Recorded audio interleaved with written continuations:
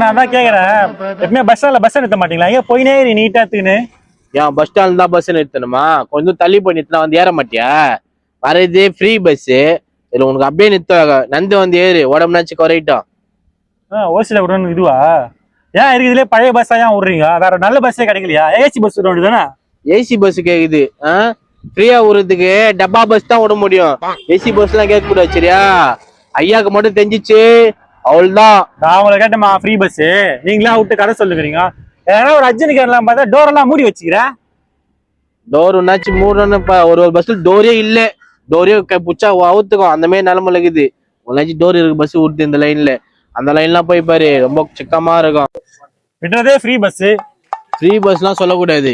மகளிர் விடியல் பயணம், புரியுதா? ஐயா கொச்சு பாரு, ஐயா உங்களுக்காக தான் டே நைட்டா ஒர்க் பண்ணுகிறாரு, புரியுதா? அப்படிலாம் பேசாதீங்க. நான் கேட்டேன் அவங்கள ஃப்ரீ பஸ். நான் கேட்டேன் அவங்கள ஃப்ரீ பஸ். நீங்களே அவங்க விட்டு மகளிர் விடியல் விடியல் குடியில் குடிங்க. எத்தனை காலந்தான் ஏமாற்றுவார் இந்த நாட்டிலே, உந்த நாட்டிலே நம்